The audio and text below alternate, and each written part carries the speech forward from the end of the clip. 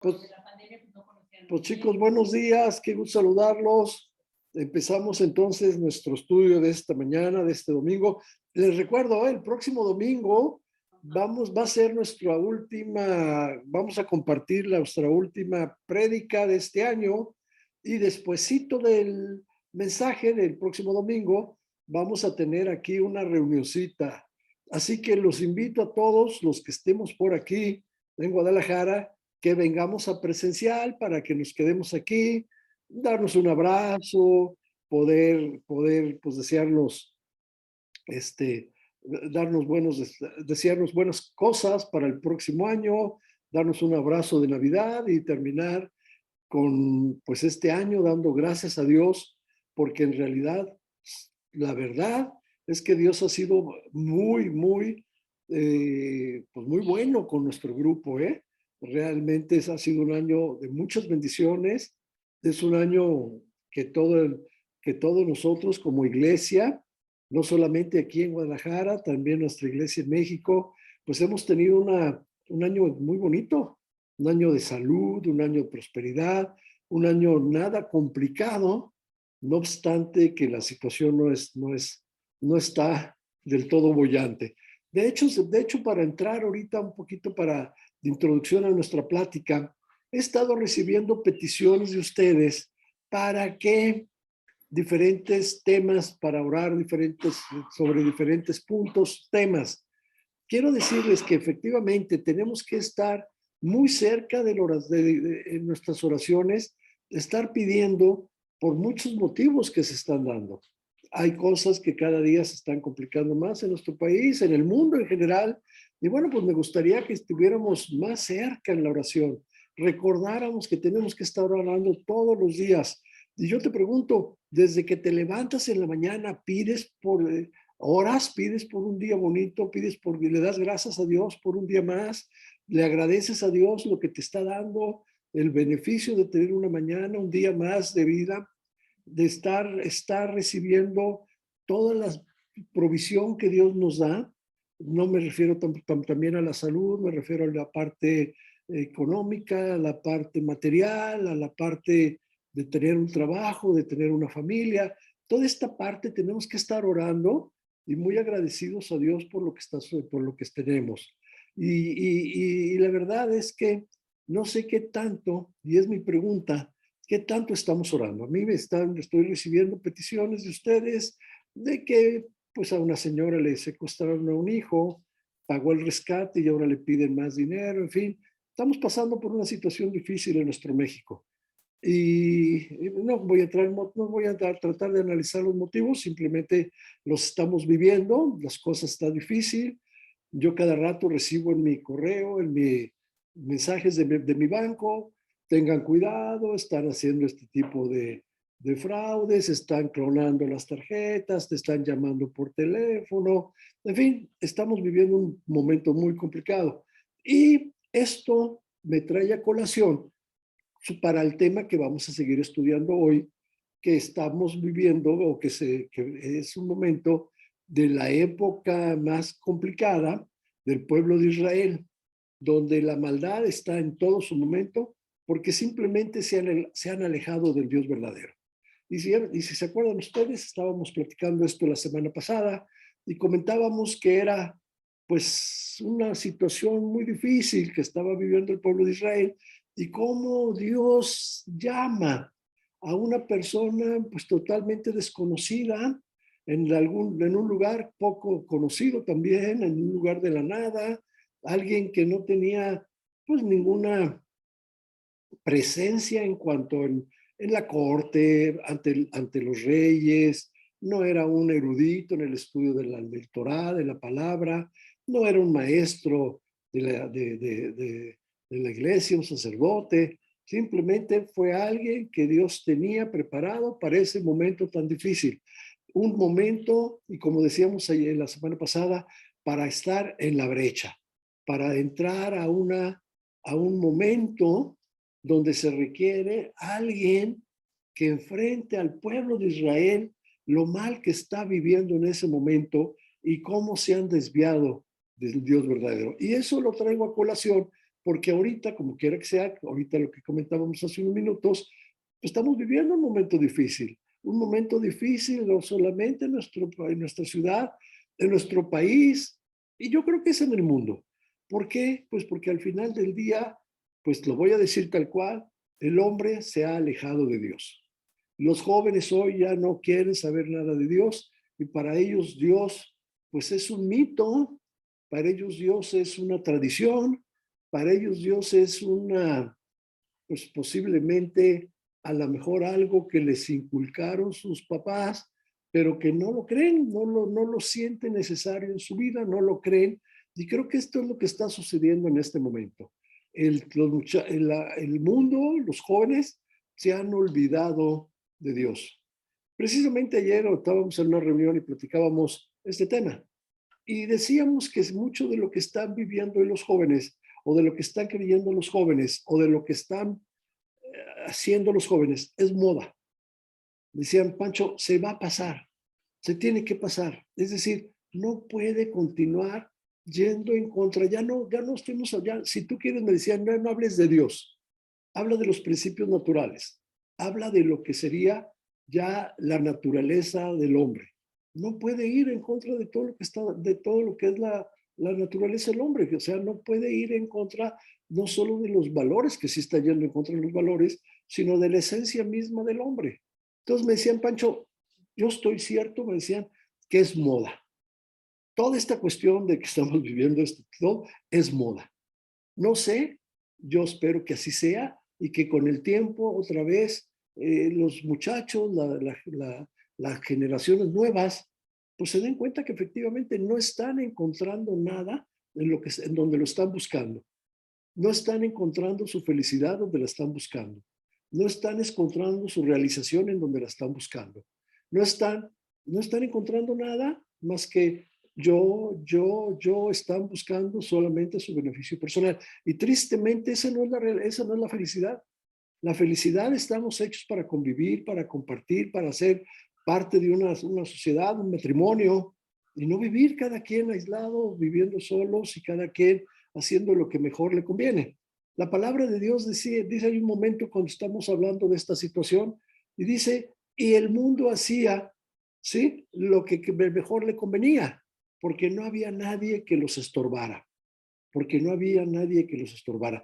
Yo creo que eso es lo que está pasando en este momento en el mundo.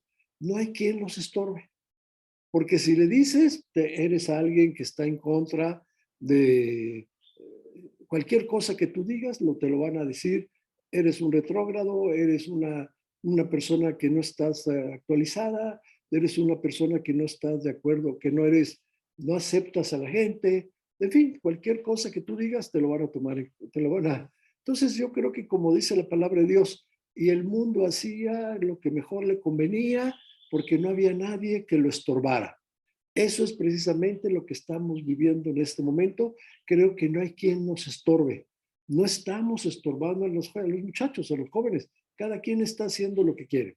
Entonces, creo que esta es una situación que estamos viviendo y ojalá, como platicábamos ayer, ojalá y sea una moda, ojalá y los muchachos se den cuenta el día de mañana que no están encontrando lo que están buscando a través de los medios que están ellos en este momento utilizando, ¿sí? Y que se den cuenta que, no es, que los valores, que lo que Dios y sus principios, que los valores, que lo que Dios hizo, lo hizo perfecto y que es la única manera como el hombre se puede realizar y no a través de todas estas situaciones que están intentando ellos buscar la felicidad. Y como decían, Pancho, es moda. Toda la cuestión esta que estamos viviendo es moda. Están buscando, están en una búsqueda y mañana se van a dar cuenta que no está ahí la respuesta y van a regresar a la palabra de Dios y van a regresar a Dios. Ojalá y así sea. Pero mientras esto ocurre, tú y yo tenemos que ser esa luz y esa antorcha que va a guiarlos a todos ellos y que tenemos que mantenernos firmes en nuestros principios. Y como decíamos el domingo pasado, seguir estando en la brecha.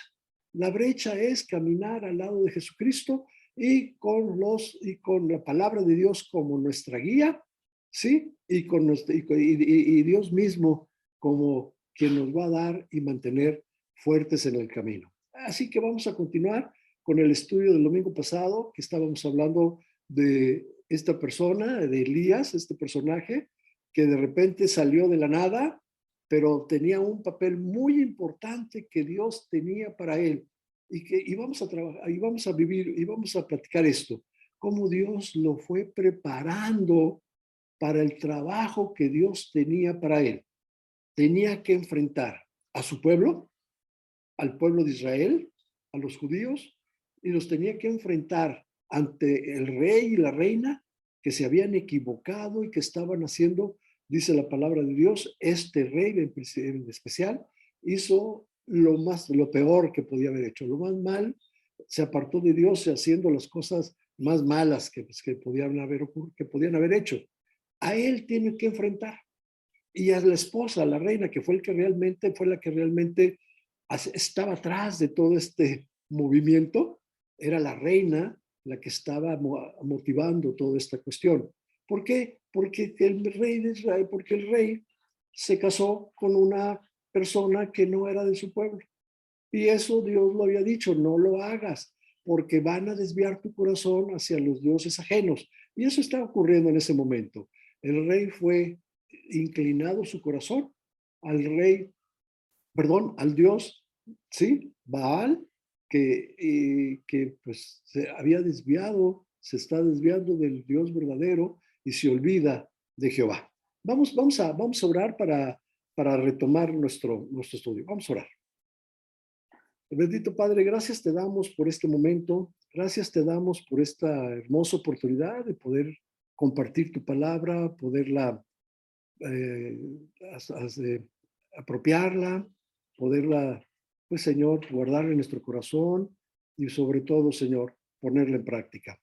Pedimos que esta mañana tú nos guíes, tú nos bendigas y que también tu Espíritu Santo se mueva entre nosotros libre, que no haya nada que lo impida y que todo sea para darte la gloria, Señor, para que tú seas honrado en nuestra vida y en este momento. Y todo esto te lo pedimos en el nombre de tu Hijo Jesucristo. Amén. Bien, acuérdense, vamos a abrir nuestra Biblia. Estamos hablando de Primera de Reyes,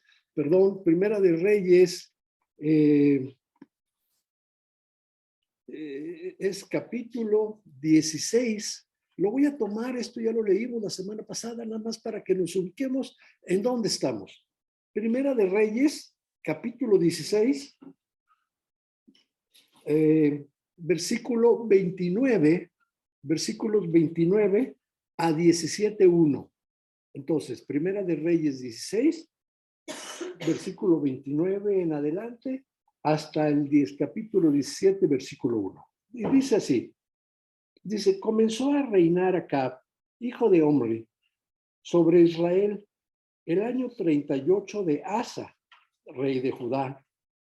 Y reinó Acab, hijo de Omri, sobre Israel en Samaria 22 años. Y Acab, hijo de Omri, hizo lo malo ante los ojos de Jehová, más que todos los que reinaron antes de él, porque le fue ligera cosa andar en los pecados de Jeroboam, hijo de Nabat, y tomó por mujer a Jezabel, hija de Ed-Baal, rey de los Sidonios, y fue y sirvió a Baal y lo adoró. E hizo altar a Baal en el templo de Baal que él edificó en Samaria. Hizo también Acab una imagen de acera, haciendo así Acab más que todos los reyes de Israel que reinaron antes de él, para provocar la ira de Jehová, Dios de Israel. En su tiempo, y él de Betel reedificó a Jericó a precio de la vida de Abiram, su primogénito, echó el cimiento, y a precio de la vida de Segub, su hijo menor, puso sus puertas conforme a la palabra de Jehová había hablado por Josué, hijo de Nun. Entonces Elías Tisiba, que era de los moradores de Galad, dijo a Acab, vive Jehová, Dios de Israel, en cuya presencia estoy, que no habrá lluvia ni rocío en estos años, sino por mi palabra. Aquí me detengo y aquí vamos a nada más a retomar ver lo que acabamos de leer. Acaba, ¿sí? Hizo lo malo más que cualquiera de los reyes que habían sido antes que él. Hizo lo peor que podía hacer. Y dice, y con esto, de alguna manera, provocó la ira de Dios. Cuando ustedes le hemos platicado este punto, cuando se dice, cuando la palabra de Dios habla de la ira de Dios, no es una ira como tú y yo la entendemos. Tú y yo nos enojamos, somos iracundos, nos entra un coraje, ¿sí? A veces nos salimos de nuestra forma de ser diaria porque nos gana la emoción del coraje, ¿sí? Nos gana esa ira. Dios no se enoja y no te entra en una ira como lo que tú y yo conocemos. Cuando la palabra de Dios habla y provocaron la ira de Dios, simplemente está refiriendo y vino la consecuencia de sus hechos. Es decir, lo que está haciendo Israel provocó que hubiera una consecuencia. Y y que esto habla de un castigo. Por eso entonces, en este momento, Dios busca a Elías y por eso le dice, y ve tú y enfrenta acá, enfréntalo. Para esto entendemos que Dios tenía que trabajar en Elías. Lo primero va y le dice, ve y enfrenta acá y dile, va a haber sequía, ¿sí? Vean lo que dice el 17. Entonces Elías Tisiba, que era de los moradores de Galad, vino acá, vive Jehová, Dios de Israel, en cuya presencia estoy, que no habrá lluvia ni rocío en estos años, sino por mi palabra, sino hasta que Él vuelva a decidir que haya lluvia, ¿sí? Dios me está dando a mí, te tengo a avisar que va a haber una sequía, ¿sí? Y en ese momento dice la palabra, y Dios lo hace a un lado, lo aparta. ¿Por qué lo aparta? Bueno, por dos motivos. El primero, para protegerlo, está tratando de proteger su vida y su integridad. Y el segundo motivo es porque tiene que trabajar en Elías. Porque lo tiene, ahora sí, lo tengo que mandar a un campo de entrenamiento. Te tengo que entrenar. Porque lo que viene adelante es una batalla, no solamente contra algo que está mal, sino contra el mismo rey, ¿sí? Y contra todo el pueblo judío, que ya se habían apartado del Dios verdadero y habían ya incluso, ¿sí? Perseguido a los sacerdotes y a los profetas de Jehová. Ya lo sabían, ¿sí? Ya en ese momento quien regía el país eran los sacerdotes puestos aquellos que estaban adorando a Baal. Entonces ellos mandaban con apoyo del rey y de la reina. Así que ese era el reto que tenía que enfrentarse Elías. Tienes que ir a enfrentarte con los soberanos y te tienes que enfrentar con todos sus sacerdotes y con toda la gente, ¿sí? Y les tienes que demostrar al pueblo que están equivocados. Y para eso te tengo que preparar, porque es tu palabra contra la de todos aquellos, ¿sí? Que están adorando a Baal. Y vas tú solito en el camino, vas a ir tú solo a luchar y a pelear la causa de Jehová, la causa de Dios, pero tú solito, frente a toda esa nación, sus gobernantes y sus sacerdotes, su gente que adoraban a Baal. Entonces, el reto es grande. Por eso le dice, mira, vamos a hacer esto. Enfréntalo. Dile que ya no va a llover y salte, salte. Y te voy a llevar a un lugar que yo tengo especial para ti. Y lo lleva a un desierto, frente a un arroyo, en un lugar donde le dice, aquí te vas a quedar hasta que yo te diga. Y tú te vas a dar cuenta en qué momento, ¿sí? Y yo te voy a decir qué es lo que tienes que hacer. Y en ese momento Elías, como debe de ser, escuchando a Dios, cree en Dios y obedece. Y él se va a ese lugar que Dios tiene para él, ¿sí? Y le dice, y lo más importante, le dice, y te voy a decir, y tú no te preocupes por tu sustento. Los cuervos te van a traer alimento. Si tú, si tú te dicen, vete, búscame un lugar así lejos aquí de Guadalajara, súbete a la sierra allá, frente a un arroyo, en una cueva. No te preocupes, agua vas a tener y los cuervos te van a llevar de comer. Pues como que dices, pues sí. Pues Elías obedeció. Elías dijo, sí lo hago. Y entiendan, porque primeramente lo tenía que sacar de la presencia de los soberanos. Lo iban a, si, en cuanto dejara de haber lluvia, iba a haber pues, sequía, por supuesto, iba a haber hambre, el ganado se iba a morir, iba a haber una consecuencia de todo aquello, y lo primero que van a echarle la culpa, el primero va a ser, ¿sí? Elías, va a ser el culpable. Ahora sí que van a decir, no es como decimos nosotros, no es quién tiene la culpa, sino a ver quién me la paga.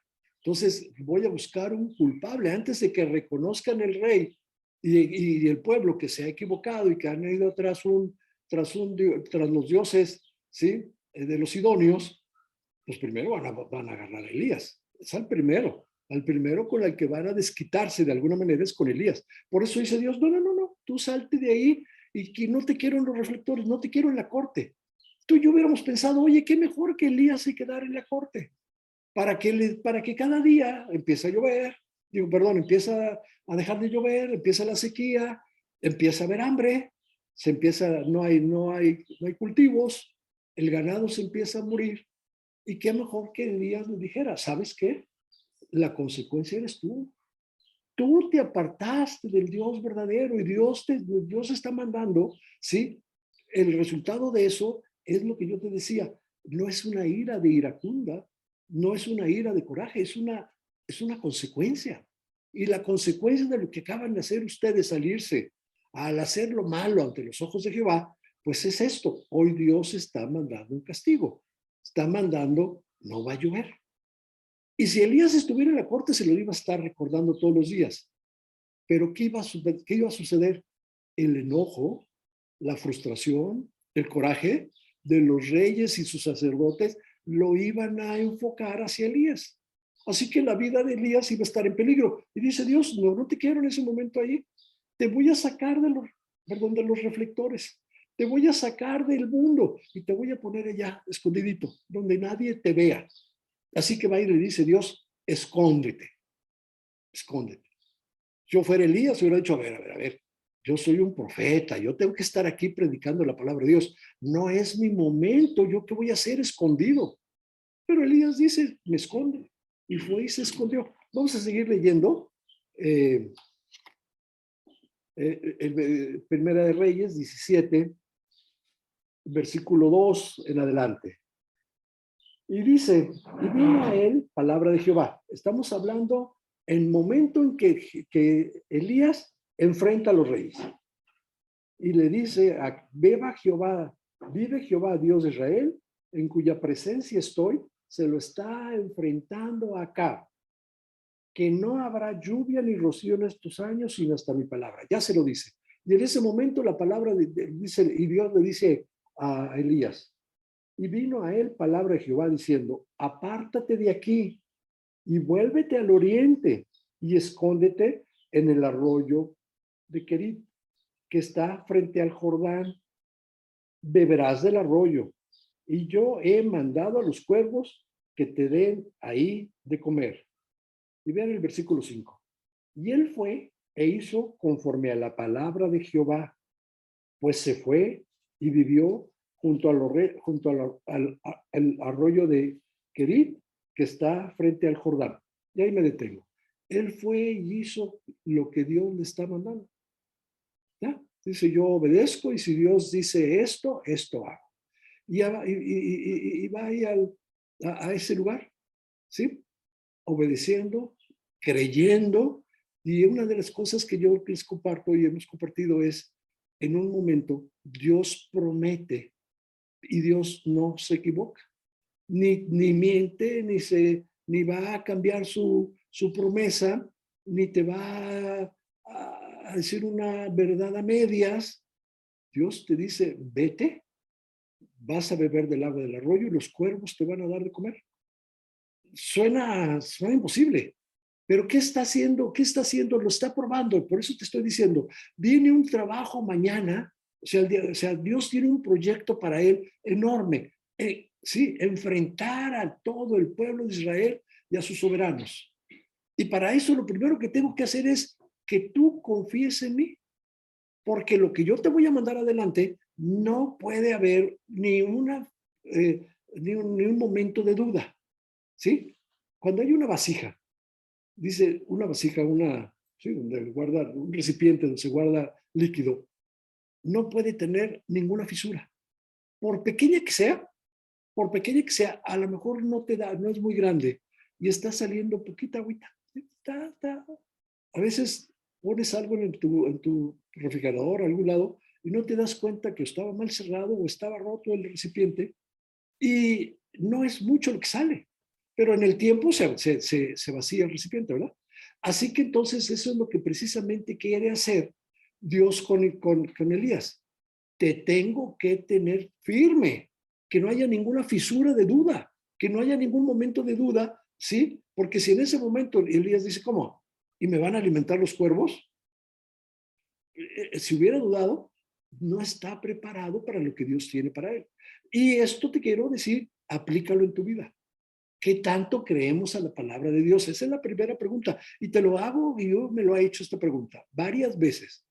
Hay momentos en que de repente la prueba se enfrenta y dices, híjole, Dios ya se olvidó de mí, ¿sí? Y te das cuenta cuando la prueba termina que lo que Dios hizo en el momento de la prueba, en el momento que tú estás viviendo la prueba, era cuando más atento estaba de ti. ¿Me explico? O sea, en el momento en que viene una prueba es cuando Dios está más atento de nosotros. Es cuando está cuidándote con mayor, con mayor eficacia, con mayor eficiencia. O sea, Dios te está cuidando en el momento de la prueba. Entonces, esto es lo que Elías está viviendo. Ve y cree en mí y va y obedece. Se va al arroyo y allá se pasa un ratito. Y dice la palabra, y te lo vamos a leer, pues que los cuervos lo alimentaban y que él salía y tomaba agua del arroyo y vivía ya en aquella cueva, lejos. Nadie sabía de él. ¿Sí? Hay un momento en que el arroyo se seca. Empieza a ver que el flujo del arroyo, del agua del arroyo, va disminuyendo.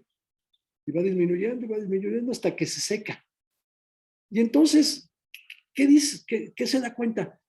Dios me dijo que le dijera yo a Acab que iba a dejar de llover y iba a haber sequía. Se está cumpliendo lo que exactamente él le dijo a Acab y se está cumpliendo la promesa de Dios, ¿sí? Sí, que a través de Elías le hizo a Acab. No va a llover. Así que el arroyo se seca. El arroyo se seca. Yo te voy a platicar, yo a veces he sentido en mi vida, no sé en la tuya, que tu arroyo se seca. De repente, ay, caray, las cosas que iban bien ya no van tan bien. Y empieza a haber alguna situación en tu casa, la pérdida de un trabajo. Alguna vez yo sentí que perdí mi trabajo y perdí mi trabajo un rato. Yo decía, ¿qué pasa? Yo me sentaba en mi sillón y le decía a Dios, oraba y leía la palabra y yo le decía a Dios, no, esto no está bien. O sea, en un plan así de reclamo. Oye, Dios, esto no está bien. ¿Por qué me has dejado sin trabajo? ¿Por qué voy a perder mi trabajo? Yo tengo una familia que mantener, ¿por qué voy a estar pasando por esta situación? ¿Sí? Se seca tu arroyo. Un problema económico, un problema de salud, un problema familiar, y se seca tu arroyo. Aquel arroyo que traía tantas bendiciones, que traía tanta abundancia, se seca. Y en ese momento te volteas y dices, Dios, ¿por qué? Bueno, eso es precisamente entonces lo que Elías vio. Se secó el arroyo. ¿Y qué le dice Dios? Ah, pues ahora ve y baja a tal lugar y vas a encontrar una viuda, ¿sí? quiero platicarte esto. En aquel tiempo, la persona más vulnerable eran las viudas, ¿sí? Se quedaban sin el marido, se quedaban sin el sustento, y había muchas viudas. ¿Por qué? Pues ya fuera más bien por la guerra o por alguna enfermedad, pero era principalmente la guerra, pues que los maridos morían, entonces quedaban viudas. Y entonces el pueblo de Israel tenía mucho cuidado, tenía un cuidado especial sobre las viudas. Así que tu obligación era cuidar a las viudas. Y no que una viuda te cuide a ti. ¿Sí? Entonces cuando la manda y le dice, oye, baja, ¿sí?, a tal lugar, te lo vamos a leer, y vas a encontrar una mujer viuda y acércate a ella. O sea, oye, yo soy un profeta, yo soy un hombre de Dios. ¿Cómo me dices que ahora dependa de una viuda? ¿Sí? Primero dependí de los cuervos y ahora de una viuda. Entonces, ¿sí? ¿Qué sucede? ¿Y qué hace Elías? No duda. Va y baja a este lugar. Vamos a seguir leyendo. ¿Qué número? Estamos en Primera de Reyes 17. Y dice,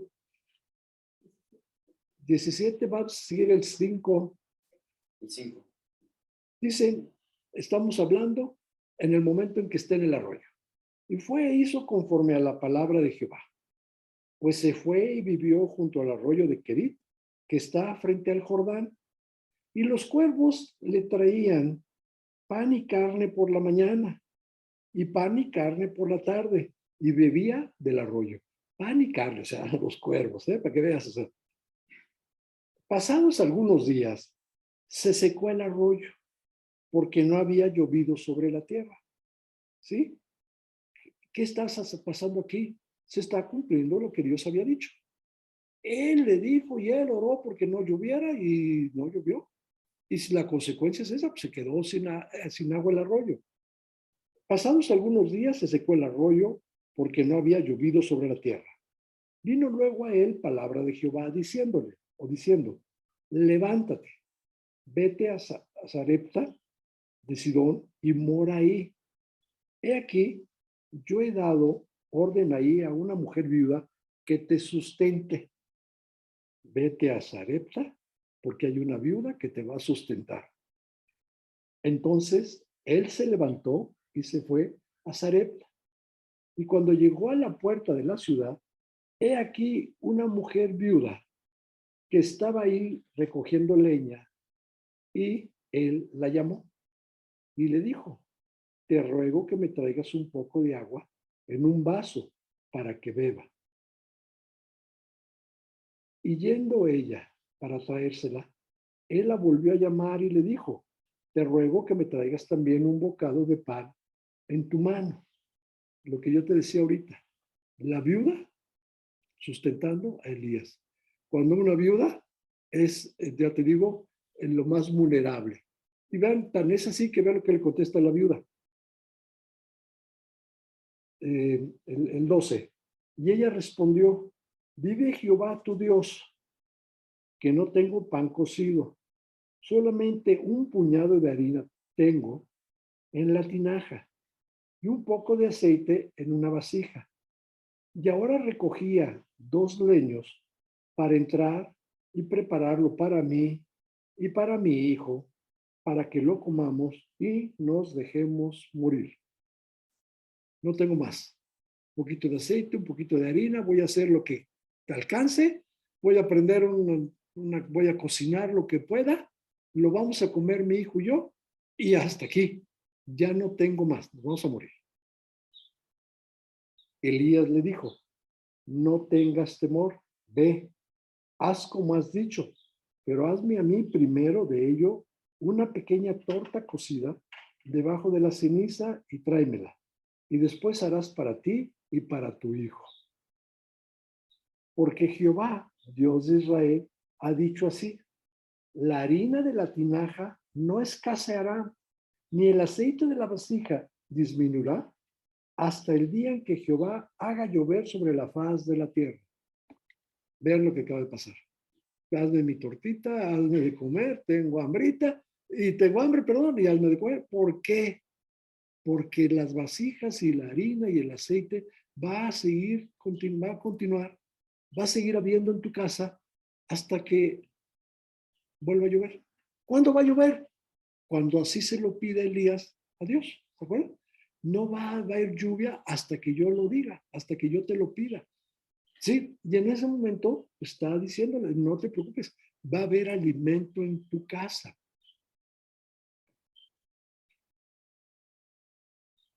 Y dice el 16.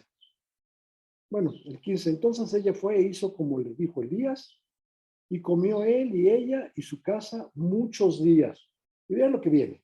Y la harina de la tinaja no escaseó, ni el aceite de la vasija menguó, conforme a la palabra que Jehová había dicho por Elías.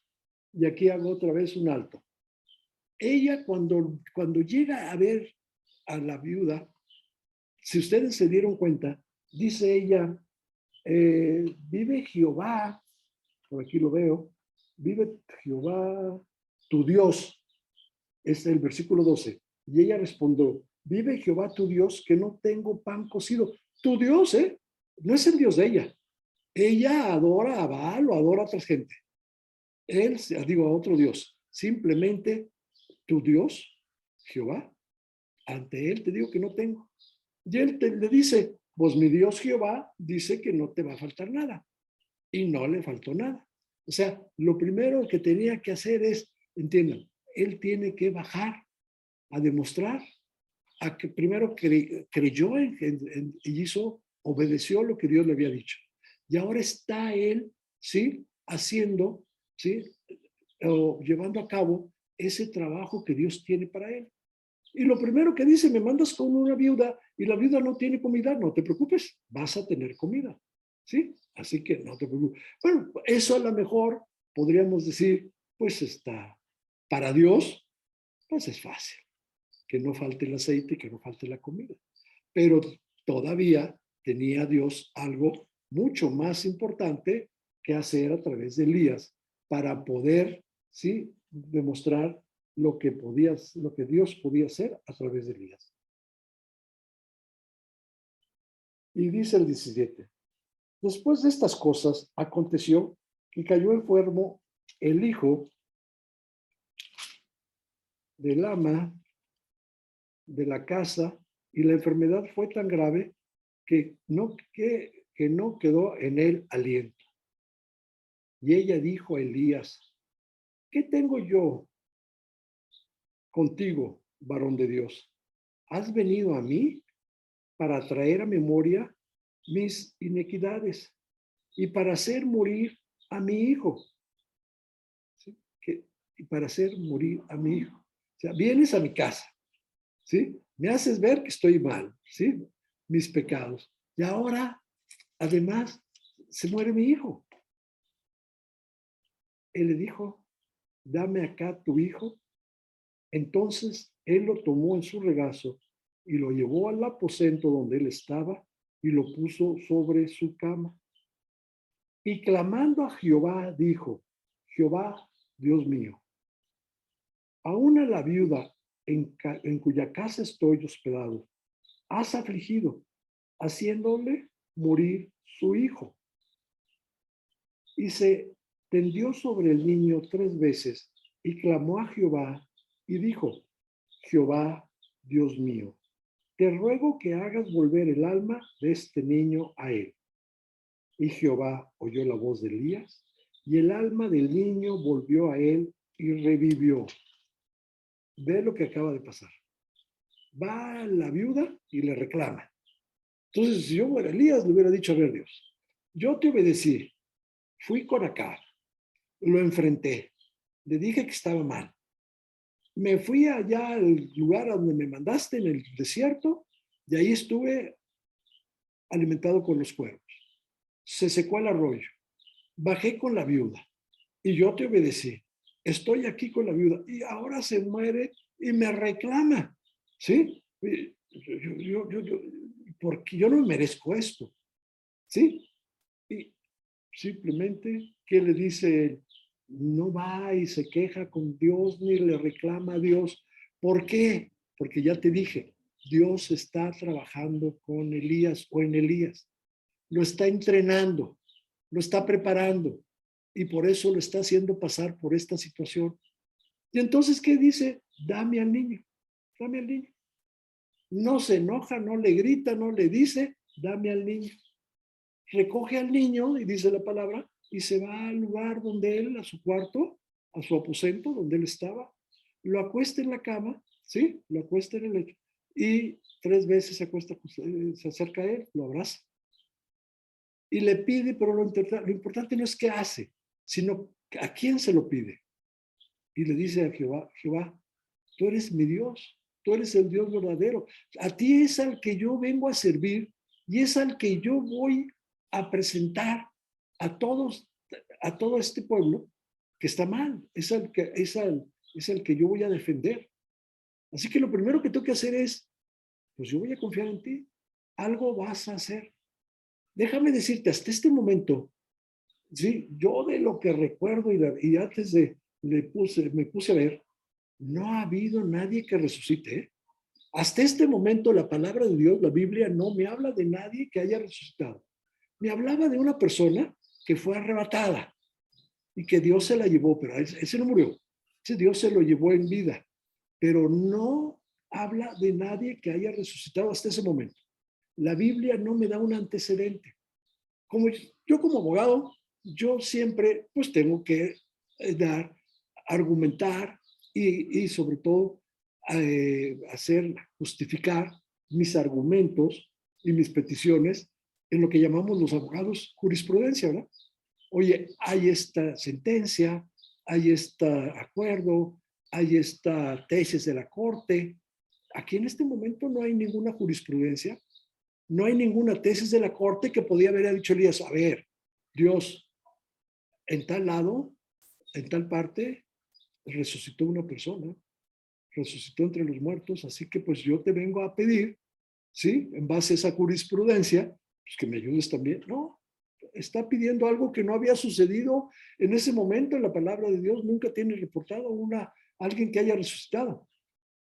Y va y le dice a Dios, pues Dios, me vas a tener que ayudar a resucitar. ¿Y qué pasó? El niño resucitó. Otra vez, Dios le está enseñando que todo lo que le pida a Dios, Dios nos los va a conceder. Y por eso que te digo esto, cuando a ti tu arroyo se seca, ¿sí? Cuando dices Dios se olvidó de mí, cuando dices Dios se alejó de mí, cuando dices Dios, pues ya está, yo ya morí a Dios posiblemente, es cuando Dios está más cerca de ti, está tratando de reforzar de tu fe en Él. Tus promesas, está cumpliendo tus promesas de su palabra en tu vida. Y por eso ahorita, yo antes de iniciar, yo le decía, hay que seguir orando, porque Dios nos ha cuidado, porque Dios ha cuidado a esta iglesia, porque Dios, chicos, se los digo en una palabra, porque Dios no nos ha probado. Y yo te puedo decir, yo no puedo alentar a alguien si no he vivido, ¿sí? Lo que está viviendo ella, lo que está viviendo la otra persona. Y a veces yo le digo a Dios, Dios, yo tengo un grupo que tengo que alentarlos, que ellos se enferman y que yo les tengo que decir, no se preocupen, Dios nos va a curar. Que ellos pierdan su trabajo y que yo les digo, no se preocupen, Dios nos va a dar trabajo. Y que ellos tienen problemas familiares y les digo, Dios va a arreglar ese problema en tu casa.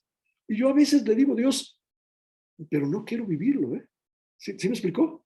¿Por qué? Porque yo no quiero tampoco vivir eso de lo que yo te estoy exhortando para que tú creas. Cuando la palabra de Dios me dice es que, Pancho, a lo mejor tú tienes que vivirlo también. Tú no puedes exhortar a alguien si no lo has vivido, ¿sí?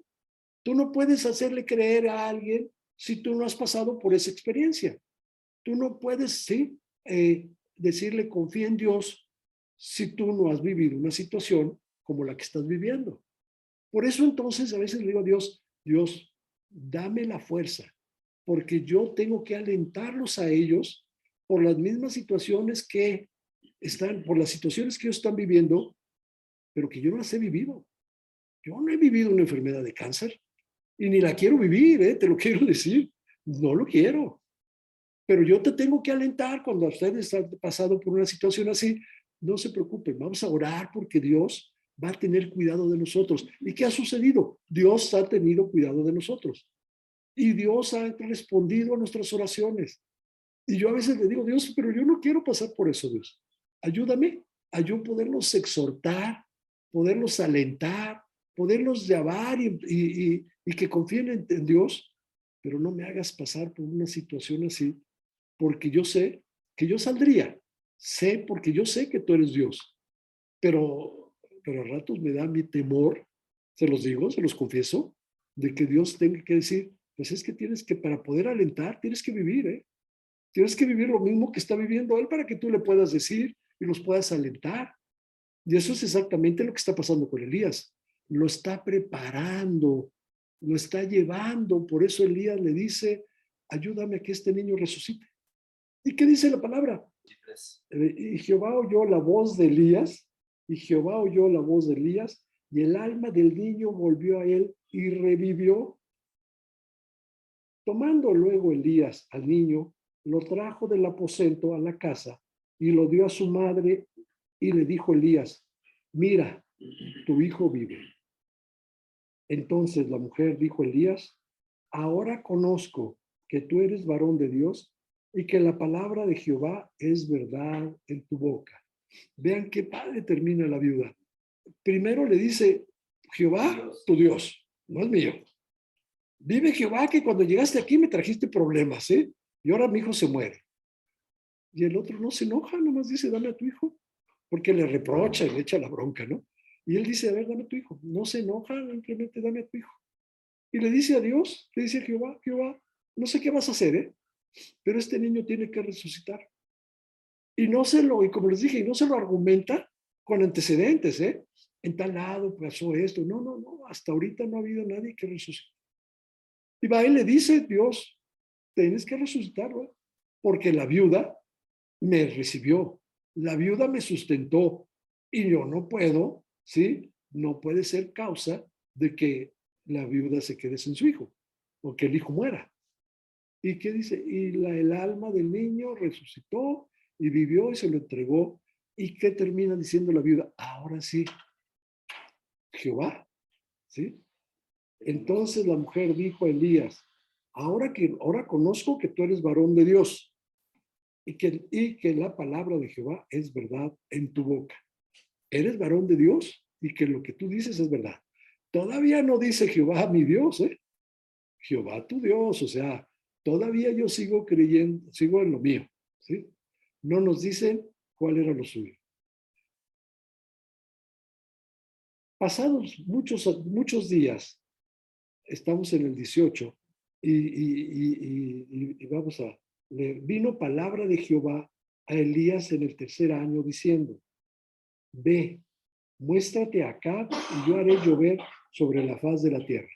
Te quiero decir algo, desde el momento en que se seca el arroyo, o sea, que deja llover, hasta este momento han pasado 3 años y medio. O sea, han pasado 3 años y medio sin lluvia.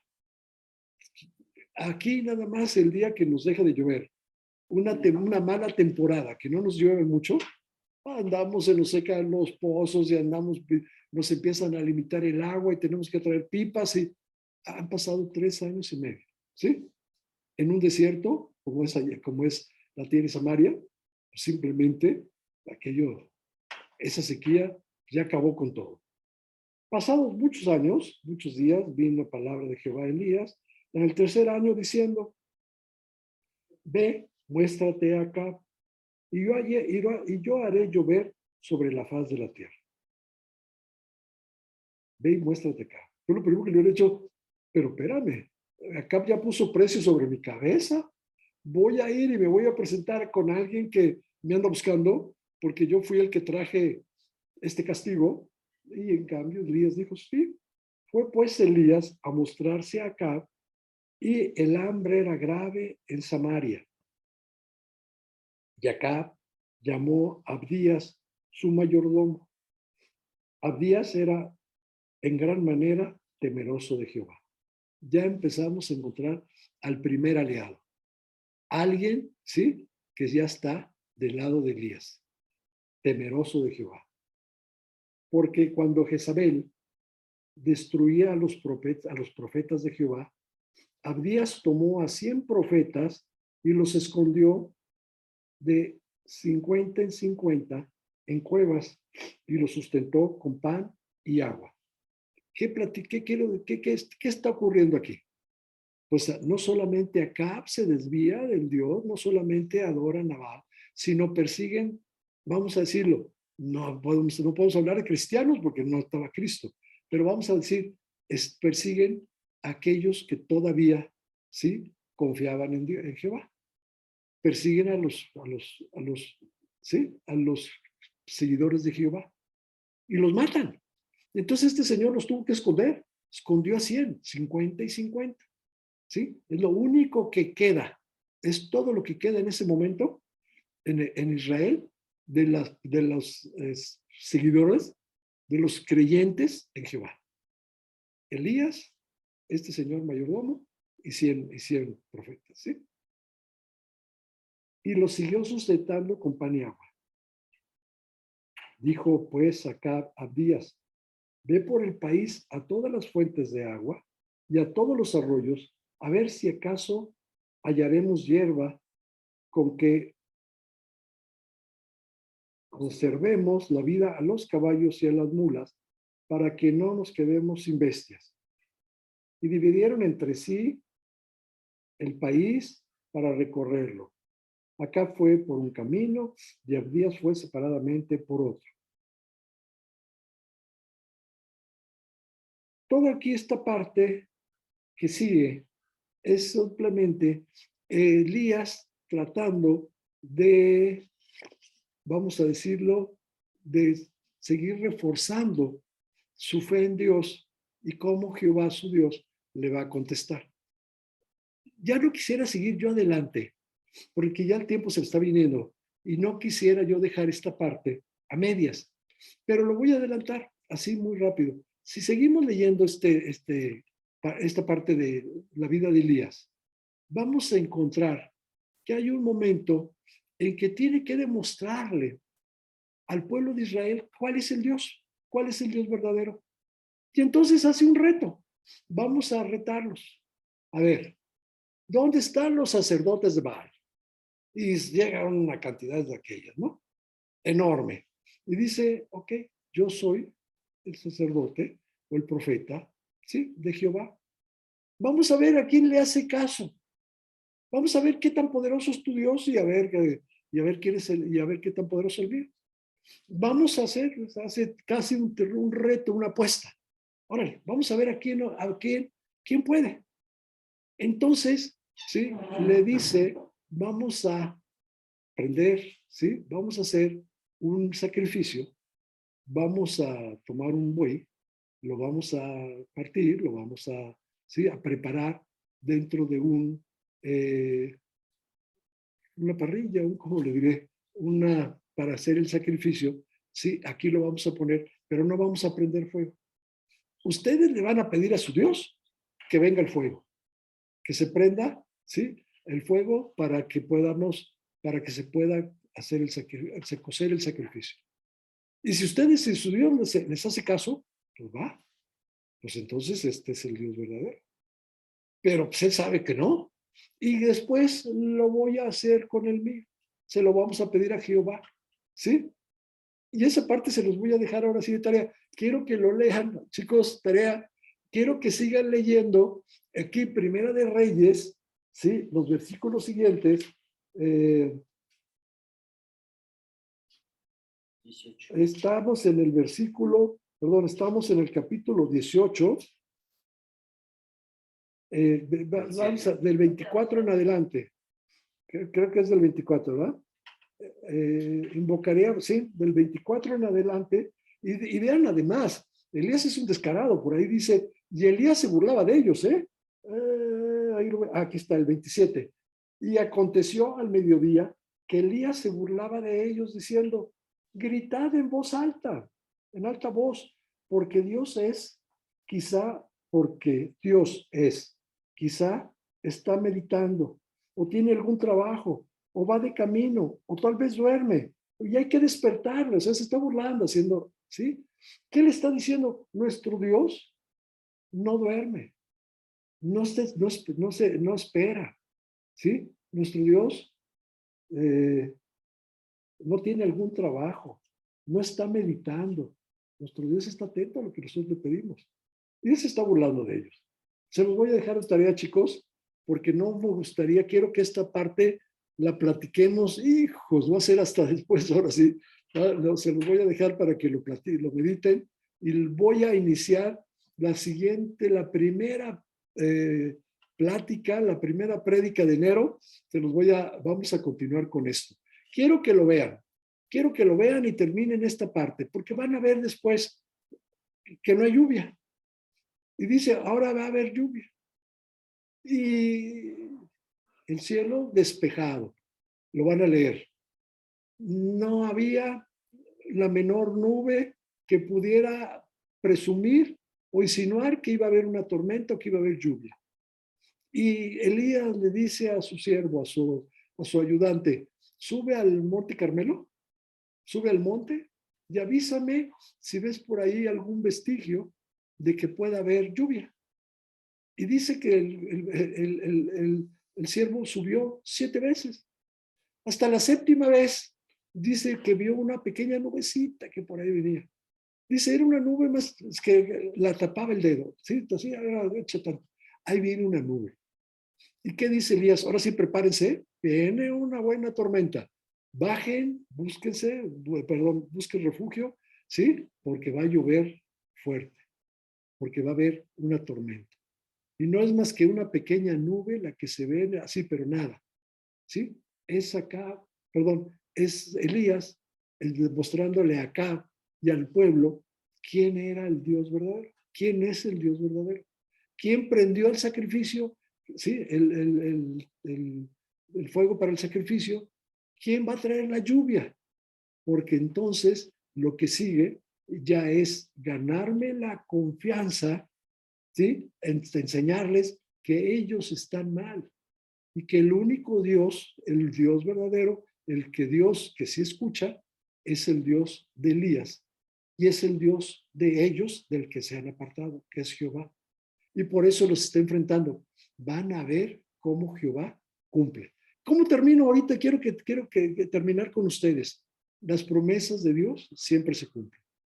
Dios no se equivoca, Dios no miente, Dios no cambia.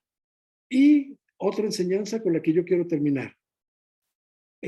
Dios manda la lluvia y manda el agua para que corra por el arroyo.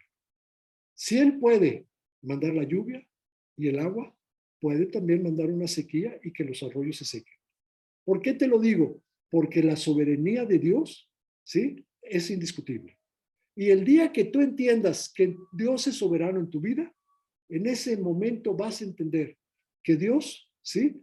Puede, en esa cualidad, en ese, no sé qué palabra utilizar, en esa característica, en esa cualidad, en ese atributo que Dios tiene, que es la soberanía de Dios en nuestra vida, Él puede mandar un arroyo y puede secar el arroyo. Él puede mandar el agua y puede secar cortar el agua. Él puede darte salud y te la puede enfermar.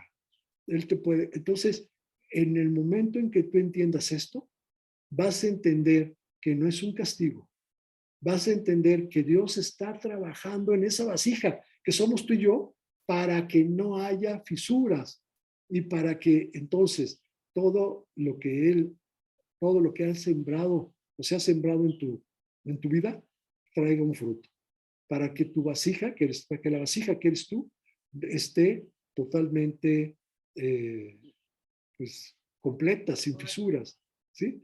Y entonces se hace entender que lo que Dios manda, ¿sí? Que lo que Dios ocurre en tu vida, o lo que Dios está pasando, que lo que está pasando en tu vida es porque así Dios lo quiere. Porque así Dios lo quiere. Y porque así Dios lo quiere, porque es lo mejor y nos está entrenando para algo mucho mejor adelante. Como pasó con Elías. Elías tenía que ser entrenado para todo lo que está pasando y lo que va a pasar todavía más adelante. Chicos, pues vamos a terminar con vamos a orar y terminar con el estudio de hoy. Vamos a orar. Padre, eres grande, eres soberano, Señor. Por eso te queremos pedir, pues que se haga tu voluntad, Señor, en nuestras vidas, que se haga tu voluntad, Señor, porque tu voluntad es perfecta, porque tú eres sabio, porque tú todo lo conoces y porque tú sabes qué es lo mejor para nuestra vida, qué es lo mejor para tu iglesia, qué es lo mejor, Señor, como nos puede, en donde, lo mejor para servirte, porque tú sabes dónde te podemos servir. Bendícenos, Señor, esta mañana, permítenos, pues, desde terminar esta prédica y poder, pues, tener una hermosa semana, toda la semana próxima. Bendícenos, Señor, cuídanos. Y te lo pedimos esto en el nombre de tu Hijo Jesucristo. Amén. Chicos, entonces lo dicho, los espero por aquí el próximo domingo. Los que estemos aquí en Guadalajara, vengan a presenciar.